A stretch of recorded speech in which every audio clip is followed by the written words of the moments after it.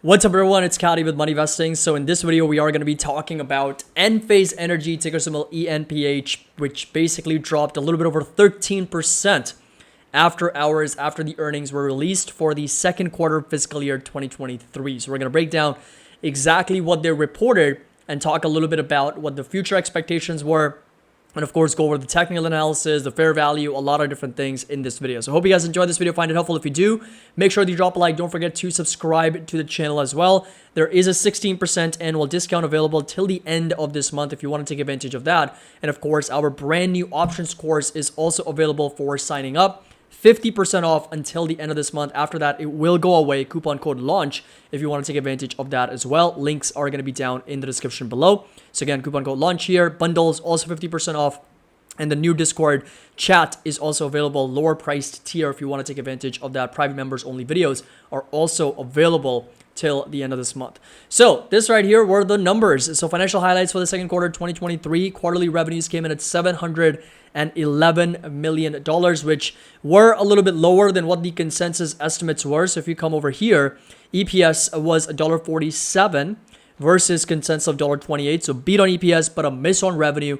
Consensus estimates were $725 million. And this right here was the sell-off after hours, basically coming down to $138, but settling in at $145 per share. And I specifically mentioned, if you guys go back, check out my video for Enphase, and even during the live stream, literally from today, I mentioned that I would not be surprised if Enphase does drop 10 to 12% because of the expectations being high and the company reporting somewhat modest numbers here. Because even at $711 million, if you compare this to what the company reported, let's say the last June quarter at $530 million, that is still a pretty substantial growth. If you take a look at 34% growth here on a year-over-year basis versus 36%. So they missed by 2% on a year-over-year basis in terms of growth.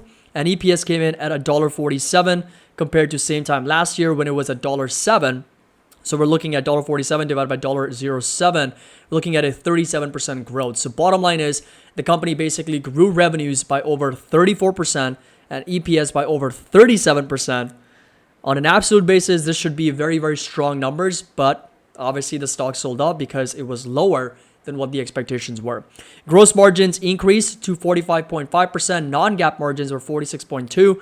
GAAP operating income was $170 million. Non-GAAP operating income was $230 million, which again, if you compare this to same time last year from $167 million, and then of course on a non-GAAP basis, it's up from, $230 million in the second quarter 2023 versus non-GAAP operating income of $152 million in 2022. So if you do the math here, 230 divided by 152, we're looking at a 51% increase in operating income on a year-over-year basis.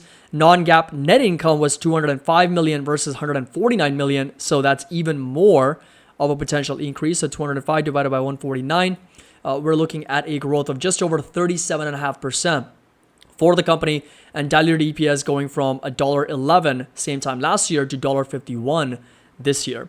Free cash flow was $225 million in cash and cash equivalents and marketable securities at $1.8 billion. They've also pledged for a repurchase program of close to $1 billion. And they also mentioned that they want to take advantage of the lower prices that their stock is trading at because of the long-term value that they believe the company offers. So they are authorizing over $1 billion in share buybacks over the course of the next few years. Now, when it comes to outlook, this was also one of the reasons why the stock did sell off. So revenue between $550 to $600 million. Now, this is the only thing that was a little bit even slight concerning for me personally, because the guidance was definitely a lot lower than what the consensus was. And if you come back to their September quarter, revenue was $634 million. So if you take the high end of that guidance at $600 million, that's a decline in revenue on a year-over-year basis. So that's a little bit of a concern there, that their guidance was obviously weak. And that was one of the reasons why they were selling off, because compared to last year, that would be a decline of about 5 to 10% on a year-over-year basis if they do report the higher end of that guidance of 600 million versus 634 same time last year.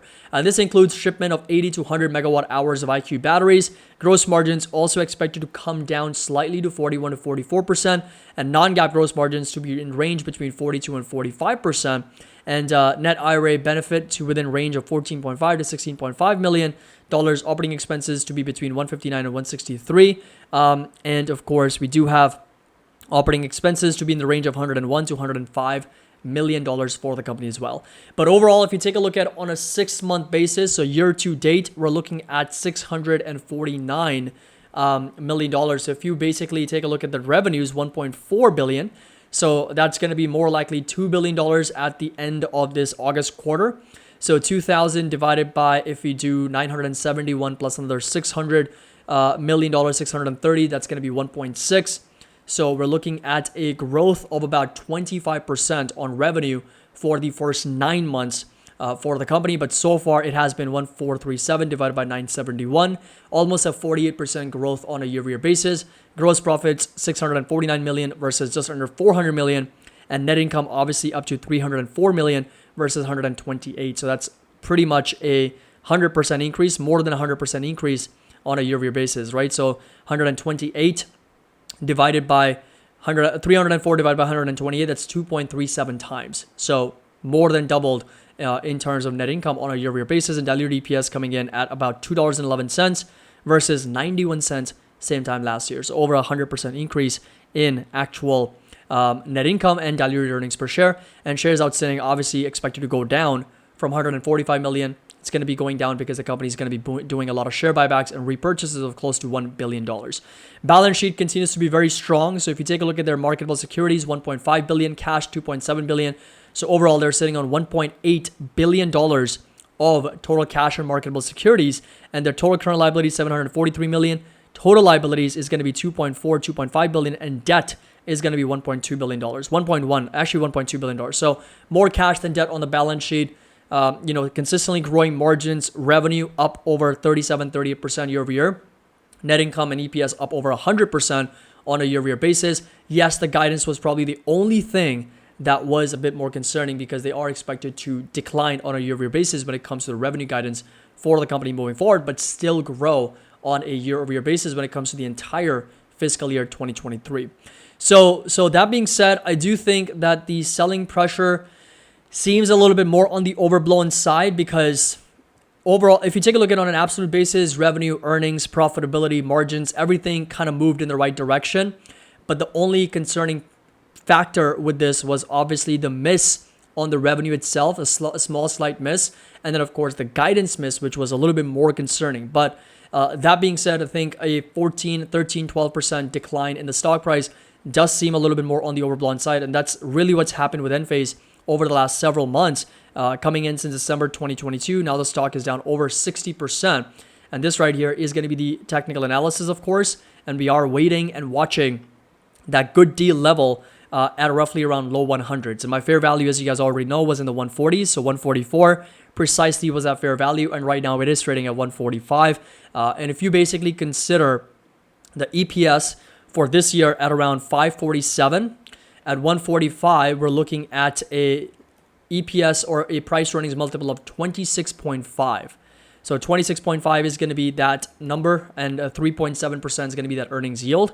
But obviously, I'm going to be looking at low 100s, so like 120s, 110s, where I would be very much interested in dollar cost averaging a lot more aggressively for Enphase Energy moving forward. So this right here inside this green rectangle is going to be that support level to watch. Now, I have to pay attention to the guidance and how the company progresses in 2024 as well, because like I said, the guidance was a little bit concerning because they are expected to decline on a year-over-year basis. So that's the only thing that I'm going to be paying attention to moving forward that could change my thesis if the demand isn't as strong and it's not being reflected in the revenues moving forward. So we have to address that as well in the future. So I hope you guys enjoyed this video and a complete update on Enphase Energy. Make sure that you drop a like. Don't forget to subscribe to the channel. If you're just joining us for the first time, link to our Discord and Patreon is going to be down below. Don't forget 16% annual discount, and the options course also available with a 50% discount coupon code LAUNCH if you want to take advantage of that as well. Happy investing. I'll see you all in the next video.